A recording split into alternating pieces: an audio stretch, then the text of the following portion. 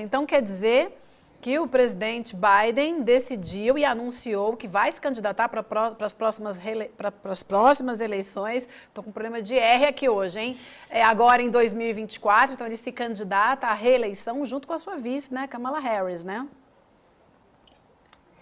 É isso, Biden finalmente anunciou, surpreendendo um total de 0 pessoas, né? Porque ele já vinha dando pistas de que ia sim, apesar de durante a campanha ter falado que não ia se candidatar à reeleição. Há alguns anos já ficou muito claro, ele já vinha falando nisso com muito mais abertura.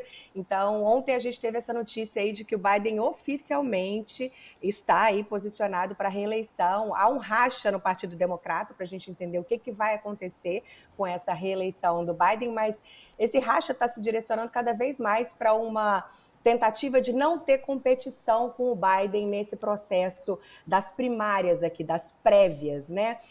Aqui é um pouco diferente, sabe, Vivi? Eu sou cidadã americana, agora eu voto aqui também. E eu mesma, que dei aula de história americana a minha vida inteira, tomei um susto quando eu vi como o processo é diferente para a gente. Então, a primeira coisa que acontece é que a gente tem que escolher um dos 2 partidos nesse sistema bipartidário. Quando você se registra como eleitor, e você tem que se registrar toda a eleição, dizendo eu quero participar dessa, eles te perguntam, você se registra como republicano ou como democrata? E aí as pessoas que se registraram vão votar, participar dessas primárias, dessas prévias e escolher dentro daquele partido quem vai ser o candidato do partido. Eu me registrei democrata, mas se eu quiser nessa próxima eleição bagunçar o coreto dos republicanos, ou se eu achar que a eleição republicana é mais importante, eu posso me registrar republicana só para participar dessas primárias. Isso não é declaração de voto nem nada, não. É a escolha de que primárias você vai participar, de que partido. É mais ou menos assim que funciona. E agora tudo indica que os democratas não querem primárias tensas, primárias que possam botar o Biden numa posição de ter que aí tomar partido de determinadas zonas um pouquinho mais polêmicas para que ele possa seguir o curso dessa campanha com mais tranquilidade. O Joe Biden já era o recordista de presidente mais velho, da presidência dos Estados Unidos, né, com 78 anos. Em segundo lugar vinha o Donald Trump com 70. Eu pesquisei isso rapidamente no Google, gente, eu não sei essa informação de cor. Mas, Mila, ele vai se reeleito, aí sim ele termina a presidência, tem mais 2 anos, termina com quase 82 anos, né? Não, 86. 86 anos? Isso. Ele entra com... o dia da eleição, no dia da eleição ele vai ter 81. Esse é um cenário interessante, inclusive, viu? Porque, bom, o que a gente tem hoje aqui para resumir, se a eleição fosse hoje ia da Biden, tá? Não tem como contestar isso. Os pontos contras.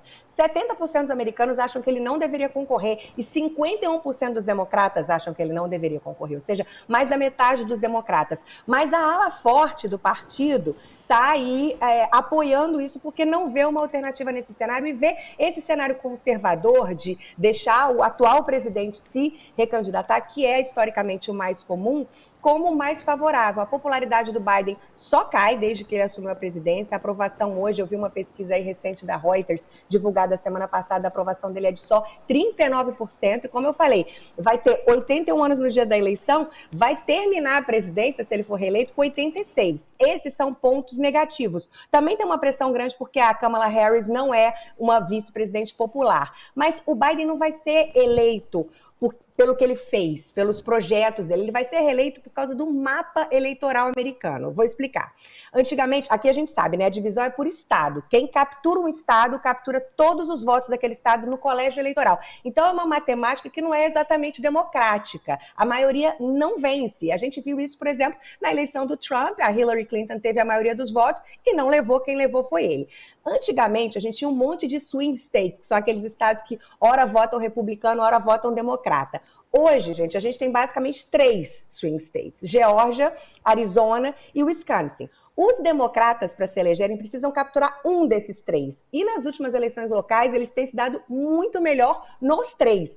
Os republicanos, nessa contagem do colégio eleitoral, têm que capturar os 3 estados, os 3 swing states. Então, hoje está se desenhando uma disputa do Biden contra o Trump ou contra o Ron DeSantis, que é o governador da Flórida, mas uma disputa que muito possivelmente vai favorecer o Joe Biden. Teve um anúncio aí da campanha do Biden oficializando essa campanha para a reeleição, que ele falava muito em questões sociais, essa queima de livros, caça aos livros dos republicanos, a garantia de direitos como o direito à interrupção da gravidez, gravidez, ao aborto, o direito ao casamento gay. E o anúncio de resposta dos republicanos foi muito curioso, porque foi um anúncio com inteligência artificial, falando em como seria um segundo mandato do Biden e falando de uma possível guerra entre China e Taiwan. E mostrando o Biden como um senhor mais velho, frágil, incapaz de se portar aí com atitude em relação a isso. Mas, gente, a verdade é, faltam 18 meses ainda, muita coisa pode acontecer. Por enquanto, a economia se mantém forte. E como disse em 92 o James Carville, que era conselheiro do Bill Clinton, it's the economy, stupid. É a economia, estúpido, ele dizia. É a economia que define o voto dos americanos. Então, a gente vai ver se essas questões sociais e se a geopolítica vão continuar em pauta, ou se alguma crise econômica, se alguma guinada aí vai acontecer, ou até uma crise de saúde do Biden, que as pessoas também estão preocupadas com isso. E se houver um problema de saúde do Biden nesses 18 meses, isso tudo pode mudar bastante o cenário. Mila, caso consigam demover a ideia do Biden, e como você falou, a Câmara não é muito popular, tem algum outro nome que os democratas têm trabalhado para suceder o presidente? Olha, o Robert Kennedy Jr.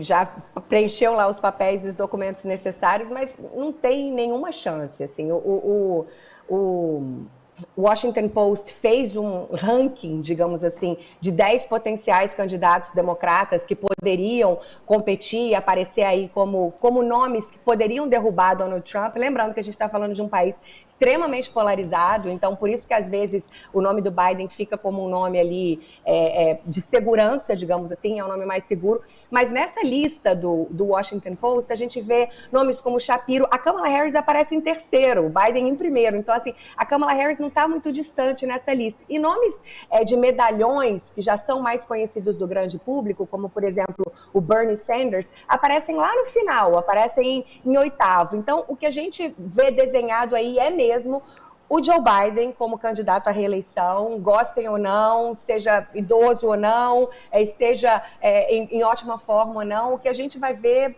vai ser esse desenho mesmo, viu, William? Eu acho que é isso que vai acontecer.